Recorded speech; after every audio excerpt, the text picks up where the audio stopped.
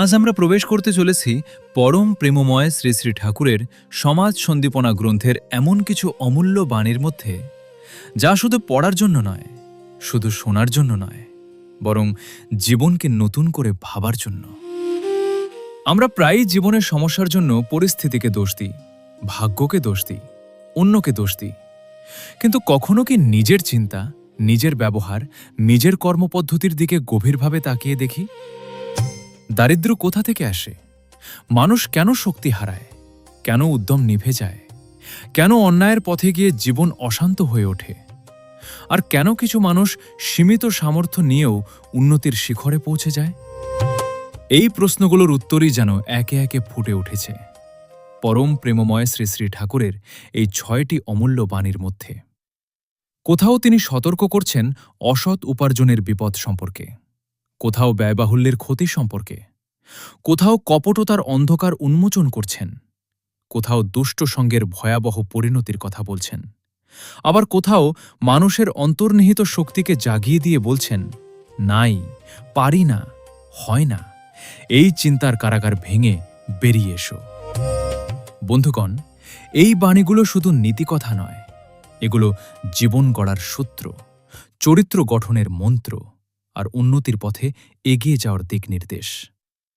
তাই অনুরোধ করব, ভিডিওটি শেষ পর্যন্ত দেখুন, মন দিয়ে শুনুন আর প্রতিটি বাণীকে নিজের জীবনের সঙ্গে মিলিয়ে দেখুন। হয়তো আজকের এই কয়েক মিনিটই আপনার চিন্তার জগতে এক নতুন আলোর সূচনা করবে। চলুন তাহলে পরম প্রেমময় শ্রী শ্রী ঠাকুরের অমূল্য বাণীর সুধাধারায় অবগাহন করি।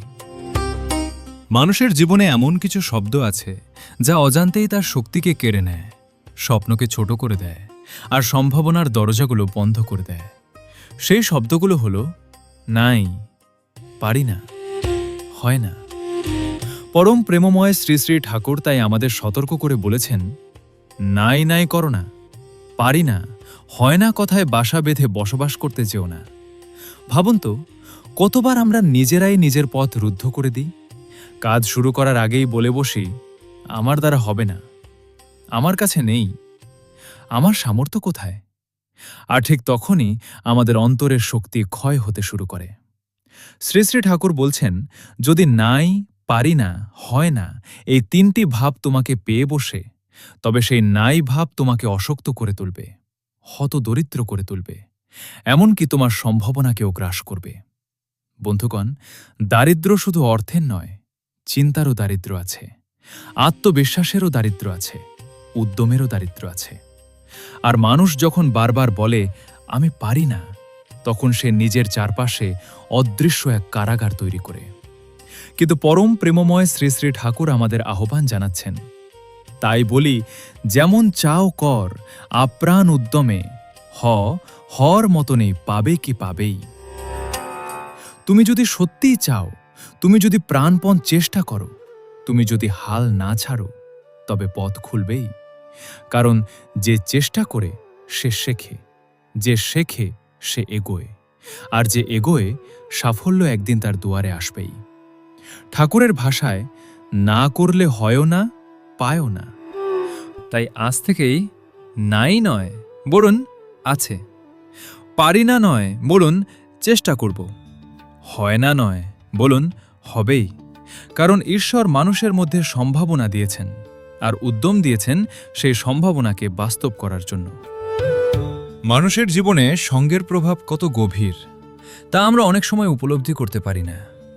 যাদের আমরা শ্রদ্ধা করি, যাদের অনুসরণ করি, যত তাদের সেবা করি, ধীরে ধীরে তাদের জীবনধারাও আমাদের মধ্যে প্রবেশ করতে থাকে।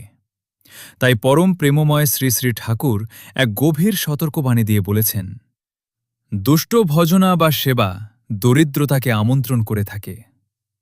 কত সংক্ষিপ্ত বাণী, কিন্তু কত বিস্তৃত তার অর্থ। এখানে দরিদ্রতা শুধু অর্থের অভাব নয়, দরিদ্রতা হতে পারে চরিত্রের, বিবেকের, সততার, ভালোবাসার এবং জীবনের প্রকৃত সমৃদ্ধিরও। যখন মানুষ দুষ্টকে অনুসরণ করে, অসৎকে প্রশ্রয় দেয়, অন্যায়কে সমর্থন করে, তখন সে অজান্তেই নিজের জীবনের শুভ শক্তিকে দুর্বল করে ফেলে। দুষ্টের সেবা করতে করতে মানুষের বিচারবোধ ক্ষীণ হয়ে যায়, সত্য মিথ্যার পার্থক্য ঝাপসা হয়ে যায় আর জীবন ধীরে ধীরে কল্যাণের পথ থেকে সরে যায়। পরম প্রেমময় শ্রী শ্রী ঠাকুর আমাদের শিক্ষা দেন, সৎকে ভালোবাসো, সত্যকে শ্রদ্ধা করো, কল্যাণকরকে অনুসরণ করো, কারণ মানুষ যাকে ভজে ধীরে ধীরে সে তারই মতো হয়ে ওঠে। যেখানে সজ্জনের সঙ্গ সেখানে উন্নতি, যেখানে ইষ্টনিষ্ঠা সেখানে আশীর্বাদ, যেখানে সত্যের সেবা সেখানে জীবনের প্রকৃত ঐশ্বর্য। তাই আসুন আমরা এমন মানুষদের সান্নিধ্য গ্রহণ করি যারা আমাদের ঈশ্বরের দিকে টেনে নেয়, যারা আমাদের চরিত্রকে উজ্জ্বল করে, যারা আমাদের জীবনকে কল্যাণের পথে পরিচালিত করে। কারণ সৎসঙ্গ মানুষকে সমৃদ্ধ করে আর দুষ্টসঙ্গ মানুষকে নিঃস্ব করে। আরেকটি বাণীতে পরম প্রেমময় শ্রী শ্রী ঠাকুর বলছেন, কপট অভিযানই হচ্ছে দরিদ্রতার দরদি বান্ধব। বন্ধুগণ, এই ছোট্ট বাণীর মধ্যে লুকিয়ে আছে এক বিশাল সত্য। মানুষ যখন সত্যকে আড়াল করে, যখন নিজের স্বার্থ সিদ্ধির জন্য ছলনা, ভান আর কপটতার আশ্রয় নেয়, তখন হয়তো সাময়িক লাভ আসে, কিন্তু অন্তরের ঐশ্বর্য ধীরে ধীরে নিঃশেষ হয়ে যায়। কপটতা কখনো উন্নতির সোপান নয়, এটি মানুষের বিবেককে দুর্বল করে, চরিত্রকে ক্ষয় করে এবং জীবনকে দারিদ্র্যের দিকে ঠেলে দেয়। এখানে দারিদ্র্য শুধু অর্থের নয়, দারিদ্র্য হতে পারে বিশ্বাসের, ভালোবাসার, সততার, এমনকি আত্মমর্যাদারও। যে ব্যক্তি সত্যকে ছেড়ে কপটতার পথে চলে, সে অজান্তেই নিজের জীবনের আলো নিভিয়ে দেয়। আর যে ব্যক্তি সততাকে আঁকড়ে ধরে, তার জীবন ধীরে ধীরে আশীর্বাদে ভরে ওঠে। ঠাকুর আমাদের শিক্ষা দেন, সত্যের পথ হয়তো কঠিন, কিন্তু সেই পথেই রয়েছে স্থায়ী শান্তি, স্থায়ী উন্নতি এবং ঈশ্বরীয় কৃপা। তাই আসুন আমরা কপটতার অন্ধকার থেকে দূরে সরে সততা, সরলতা আর নিষ্ঠার আলোয় নিজেদের জীবনকে গড়ে তুলি। মানুষ মানুষের জন্য, এই কথাটি আমরা প্রায় বলি, কিন্তু যখন কেউ বিপদে পড়ে, যখন কারো জীবনে অভাব নেমে আসে, যখন একজন মানুষের প্রয়োজন হয় আরেকজন মানুষের সাহায্যের, তখন সেই সাহায্যের অন্তরে কি থাকে? ভালোবাসা নাকি লাভের হিসাব?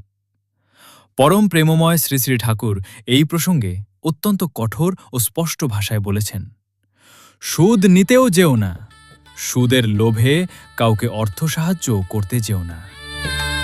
ঠাকুর শুধু সুদ গ্রহণকে নিরুৎসাহিত করেননি, তিনি বলেছেন, যারা সুদের কারবারকে সমর্থন করে, যারা তাকে উৎসাহ দেয়, যারা তার সহযোগী হয়, তারাও সমানভাবে দায়ী। কেন? কারণ সুদ কেবল অর্থের লেনদেন নয়, সুদ অনেক সময় মানুষের দুঃসময়কে পুঁজি করে, অভাবকে সুযোগে পরিণত করে, একজনের অসহায়তাকে অন্যজনের লাভের উপায় বানিয়ে তোলে। শ্রী শ্রী ঠাকুর বলেছেন, সুদ মানুষের যোগ্যতাকে জীর্ণ করে তোলে। যে মানুষ নিজের শ্রম, দক্ষতা ও কর্মশক্তির দ্বারা উন্নতি করতে পারত, সুদভিত্তিক নির্ভরতা তাকে ধীরে ধীরে দুর্বল করে দেয়। তার আত্মবিশ্বাস ক্ষয় হয়, উদ্যম ক্ষীণ হয় আর জীবনের স্বাভাবিক গতি ব্যাহত হয়। শুধু ব্যক্তি নয়, সমাজও এর প্রভাবে ক্ষতিগ্রস্ত হয়। গণ অর্থনীতি ব্যাহত হয়, সম্পর্কের মধ্যে আন্তরিকতার পরিবর্তে হিসাব নিকাশের দেয়াল গড়ে ওঠে। আরও গভীরভাবে ঠাকুর বলেছেন, সুদ সত্তাকে সংকুচিত করে তোলে।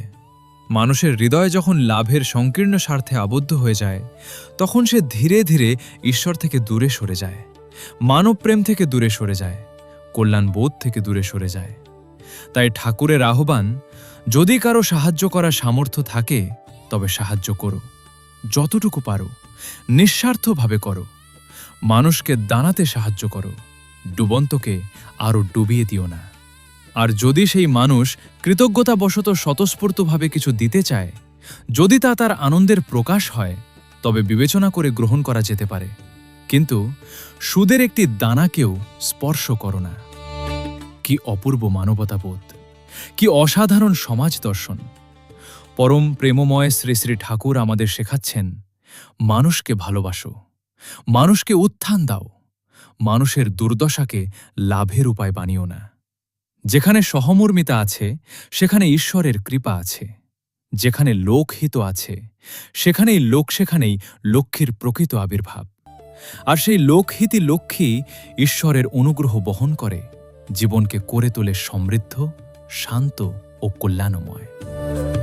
পরম প্রেমময় শ্রী শ্রী ঠাকুরের এই অমূল্য বাণীগুলি শুনে হয়তো আমরা উপলব্ধি করতে পারলাম মানুষের প্রকৃত উন্নতি শুধু অর্থে নয়, শুধু প্রতিষ্ঠায় নয়, বরং তার চিন্তায়, তার চরিত্রে, তার কর্মে এবং তার ব্যবহারে। অসৎ উপার্জন, অপ্রয়োজনীয় ব্যয়, কপটতা, দুষ্টসঙ্গ আর নাই, পারি না, হয় না এই নেতিবাচক ভাবনা মানুষের জীবনকে ধীরে ধীরে দুর্বল করে দেয়। অন্যদিকে সততা, সংযম, সরলতা, সৎসঙ্গ এবং প্রাণপণ উদ্যম মানুষকে তার প্রকৃত শক্তির সন্ধান দেয়। তাই আসুন আজ থেকেই আমরা নিজেদের একটু যাচাই করি। আমি কি সত্যের পথে চলছি? আমি কি মানুষের কল্যাণে ভাবছি? আমি কি নিজের সম্ভাবনাকে জাগিয়ে তুলছি?